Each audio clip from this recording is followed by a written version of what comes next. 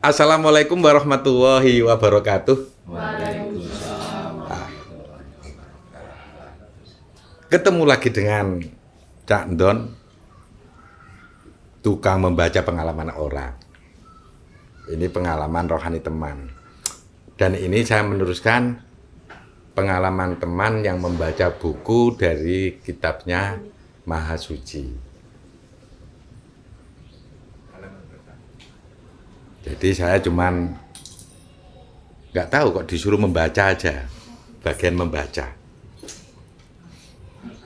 Dan ini sebenarnya turunnya sudah lumayan lama, sekitar 1 tahun. Sekarang tanggal berapa? Sudah 1 tahun lebih sehari. Ulang tahun ya. Iya.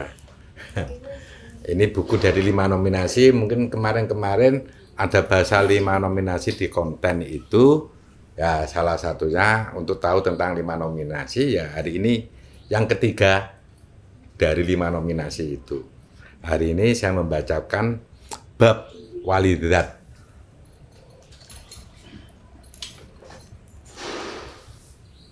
Kronologi.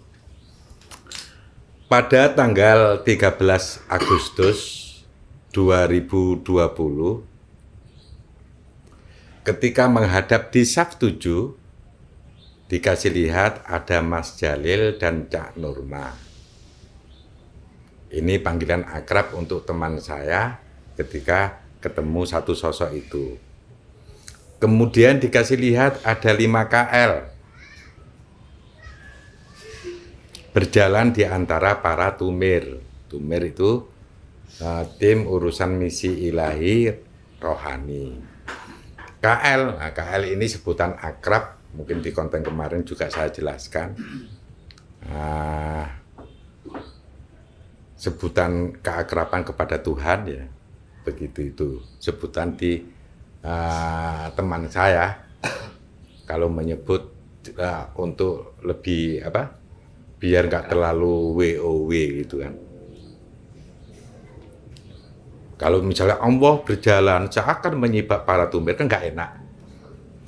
KL berjalan seakan menyibak para tumir.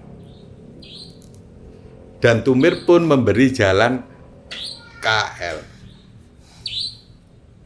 KL yang paling depan membawa buku. Dan saya bingung dengan kondisi yang ada di sana. Dikasih rasa beda dengan biasanya. Akhirnya saya, berarti teman saya itu ya, fokus melihat KL. Sosok KL yang membawa buku itu menaruh buku di meja yang ada di depan kursinya. KL masih berdiri dan mencoba membuka buku tersebut. Saya mendekat ke KL dan saya berdiri di sampingnya. KL mempersilahkan saya duduk di kursinya. Ada 1 KL, ada yang berada di area para nabi. Dan 3 lainnya, sosok KL yang duduk di antara tumir. Berarti satunya ada di area para nabi, yang lainnya duduk di tumir. Setelah saya duduk, seakan-akan saya tidak melihat para tumir dan siapa yang hadir. Jadi teman-teman waktu duduk itu seakan-akan di situ tidak diperlihatkan para tumir sama para nabi atau siapa yang hadir. Seperti terdapat tirai berwarna putih transparan. Walaupun transparan, saya tidak melihat satupun makhluk di sana. Yang ada hanya ada KL. Saya yang duduk di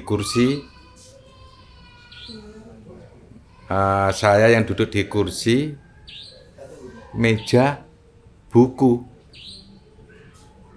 Oh ya, duduk nang kono enek meja, enek buku ya. Saya berhadapan dengan KL. Bab walidat kata KL berada tepat di tengah buku tersebut. Saya disuruh membuka dan terdapat judul Walidat Allah, tulisannya walidat besar, Allahnya kecil.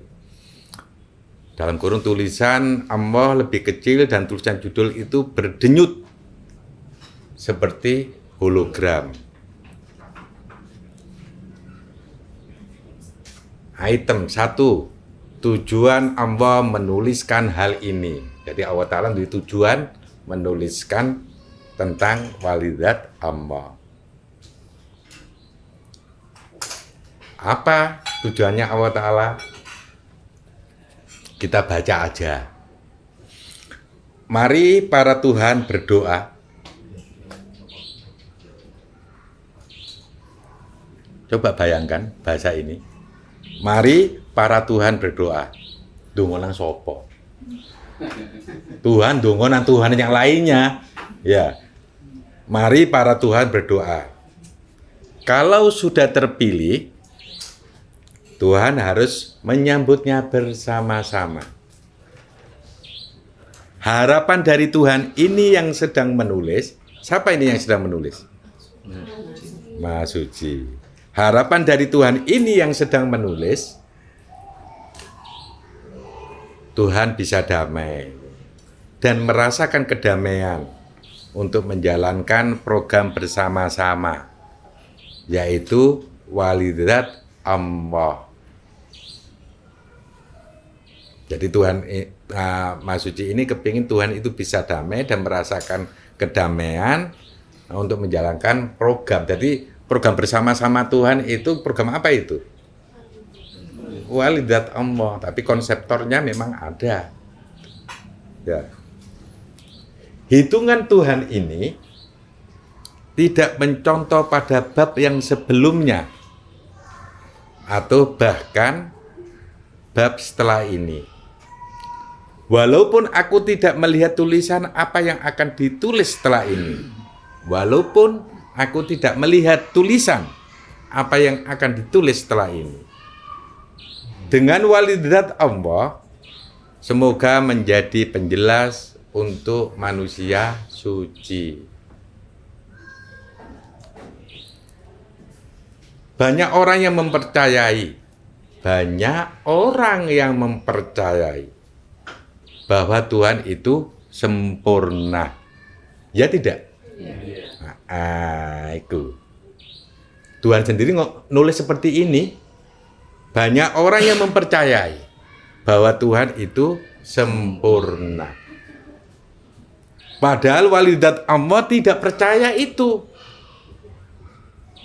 Jadi program bersama-sama yang diajukan oleh Tuhan, terutama Maha Mulia. Oh, gue ini Maha Mulia ya? Iya. Iya.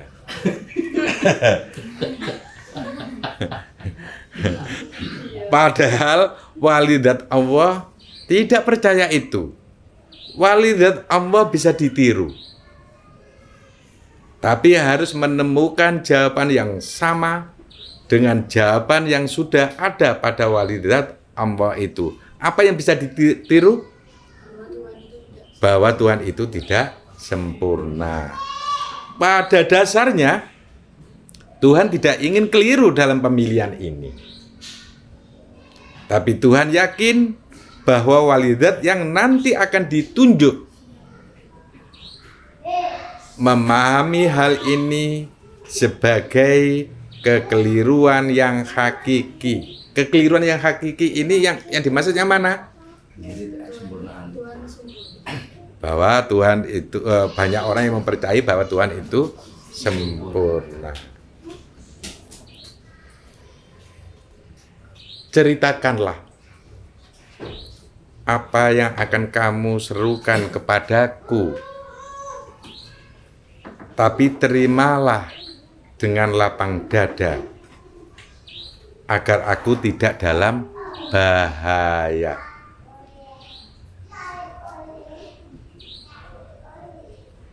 Ini sudah ketentuan dan ini dipandang oleh walidat Allah adalah salah. Saya ulang lagi alinya terakhir. Ceritakanlah apa yang akan kamu serukan kepadaku, Tapi terimalah dengan lapang dada, agar aku tidak dalam bahaya.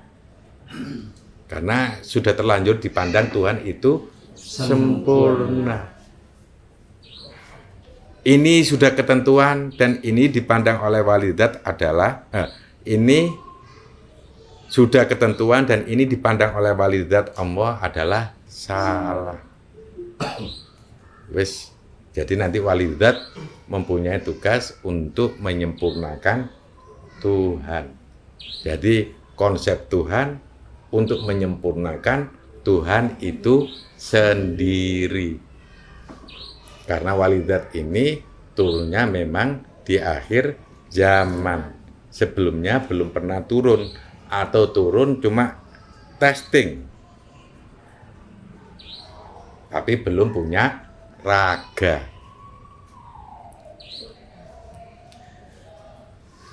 Dua. Jadi poin pertama tadi itu tujuannya Tuhan nulis itu poin pertama. Poin kedua, rancangan walidat adalah milik Tuhan Maha Sempurna atau Maha Mulia. Jadi rancangan tentang walidat ini yang mengonsep adalah Maha Sempurna atau Maha Mulia. Duduklah jika kamu ingin duduk dan mendengarkan baik-baik saja. Beri izin aku untuk disampaikannya tentang siapa walidat itu. Tapi bayangkan bila ini adalah di luar kehendakmu. Mu siapa ini? Paramaha. Ya mungkin Paramaha ya. Nggih. Tapi aku ingin kamu menerimanya.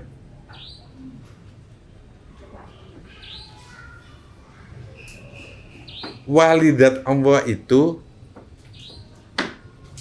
anugerah bagi setiap petugas Tuhan. Tuhan berjalan, terkadang masih menemukan kesalahan yang dianggap salah oleh setiap ciptaannya. Banyak yang protes kepada Tuhan, sudah sholat begini kok masih kere ya.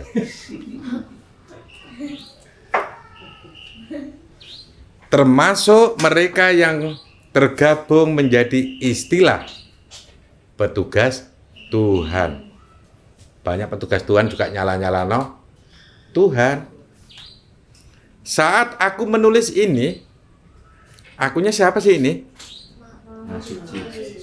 Atau Maha Mulia atau bukan? Bukan. Bukan Maha Suci ya.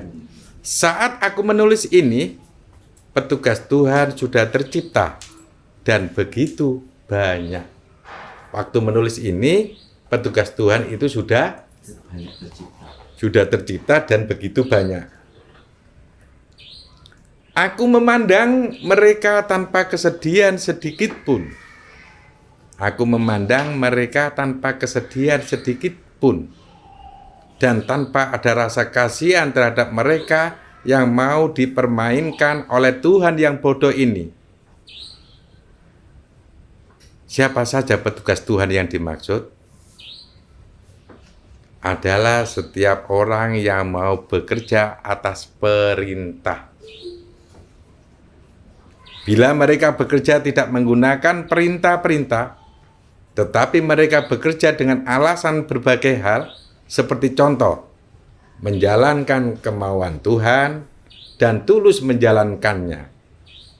Istilah itu sudah lain, maka itulah robot-robot.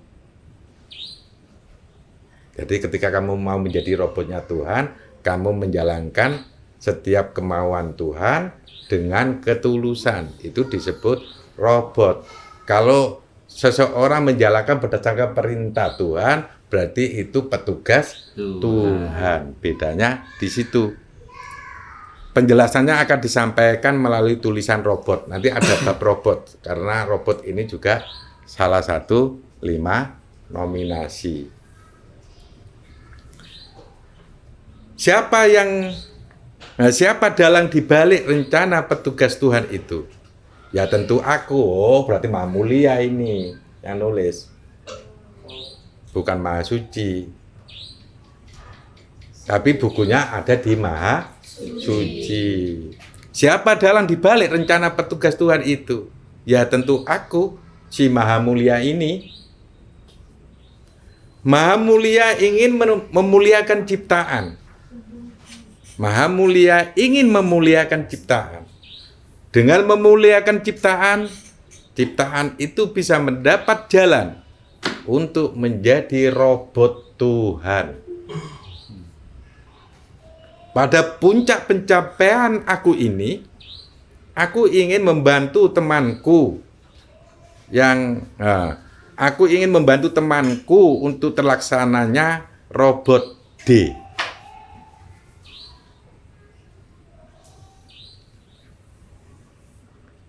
Perihal ini,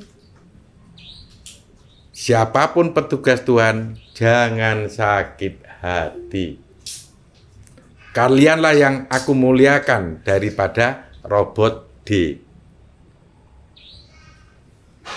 Beserta robot-robot yang lain yang akan ditargetkan oleh kawanku si bijaksana.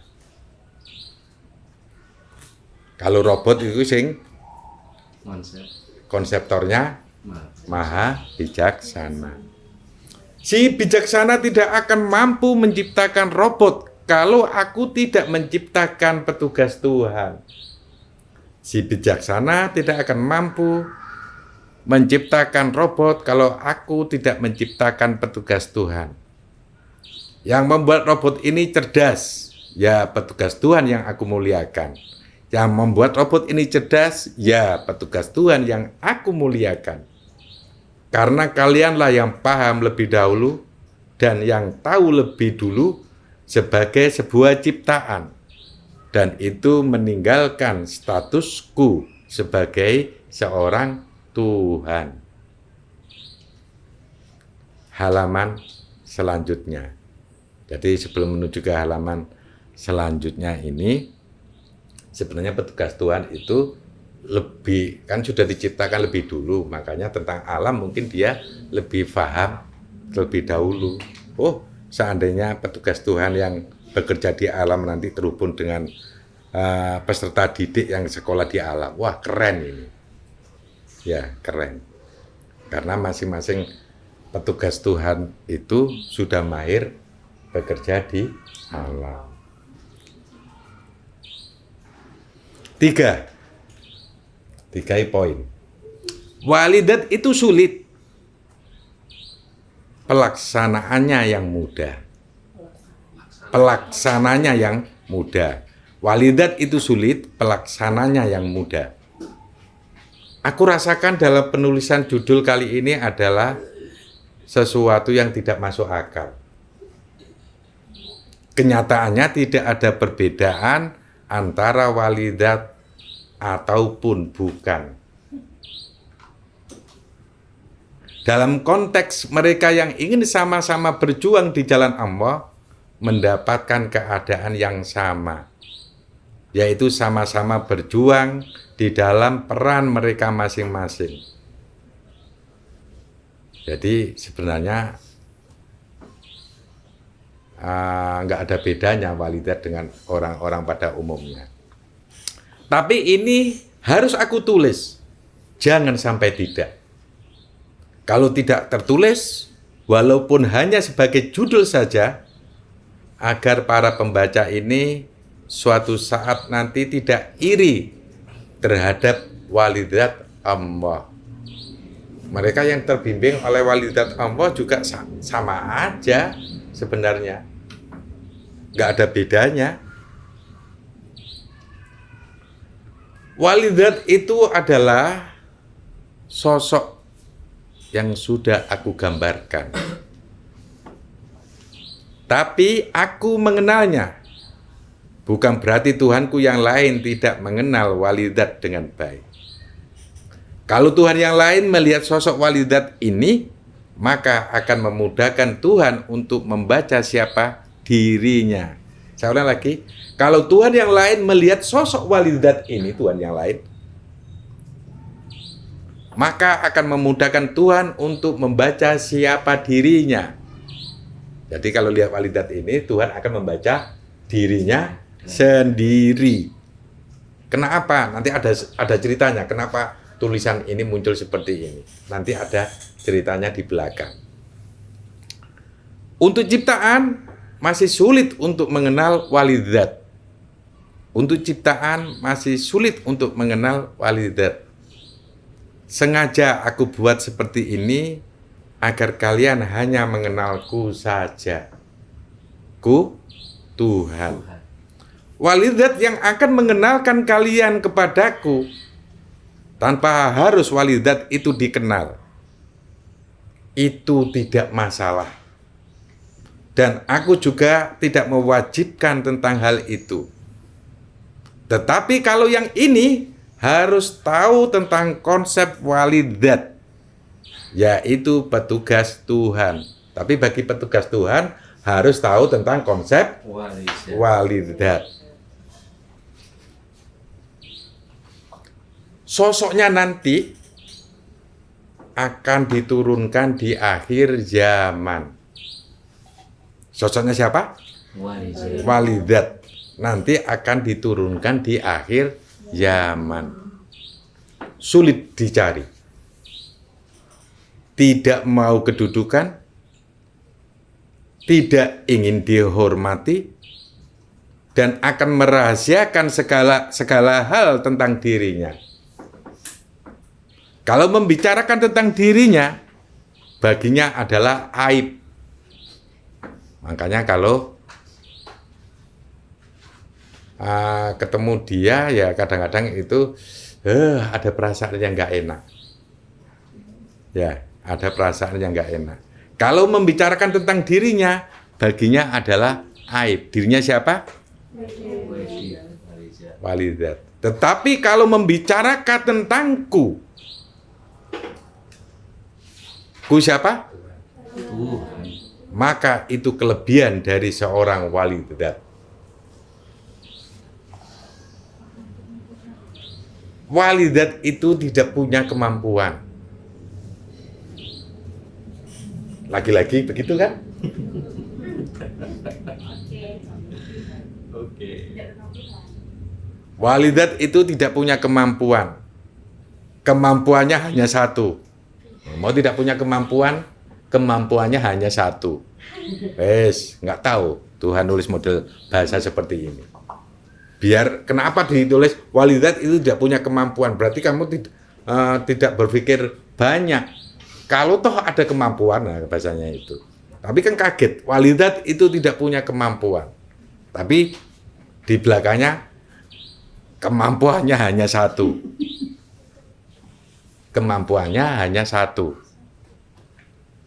Mengenalkan aku kepada seluruh ciptaanku.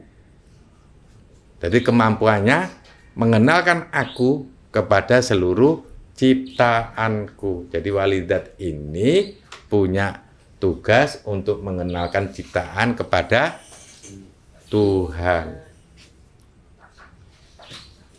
Tanpa bersyarat.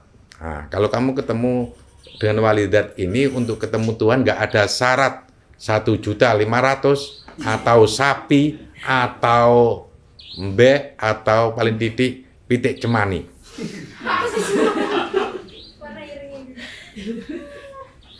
Mau. Tanpa bersyarat dan tanpa ritual apapun. Gak ada melalui suluk. Poso mute. Ya, gak ada poso mute, gak ada poso ijo, gak ada poso ireng, gak ada poso kuning.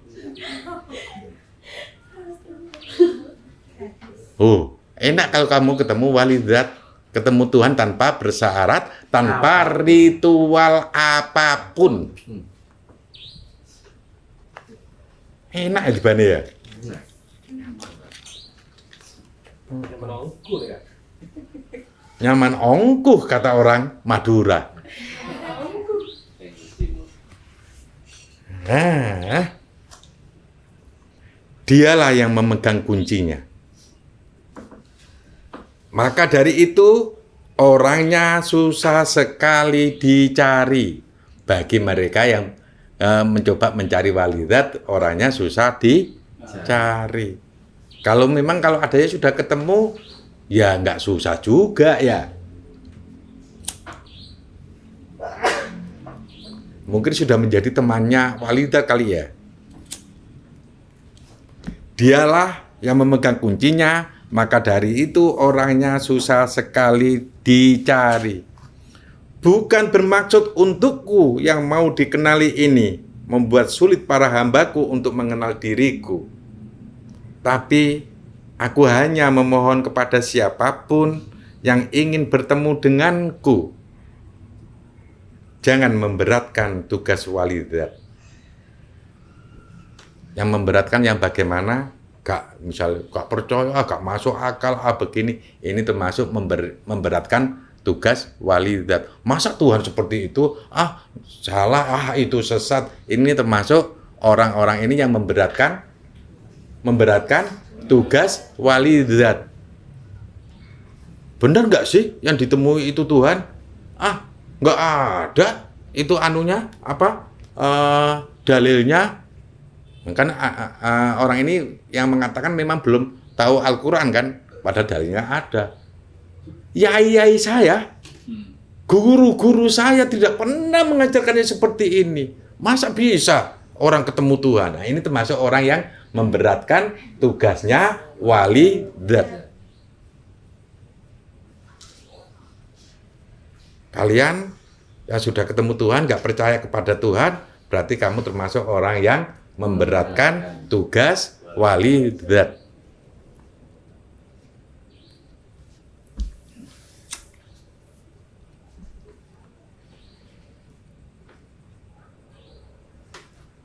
Nah, saya ulang lagi, bukan bermaksud untukku yang mau dikenali ini membuat sulit para hambaku untuk mengenal diriku, ku Tuhan ya. Tapi aku hanya memohon kepada siapapun yang ingin bertemu denganku. Tuhan memohon siapapun yang ingin bertemu denganku. Jangan memberatkan tugas walidat.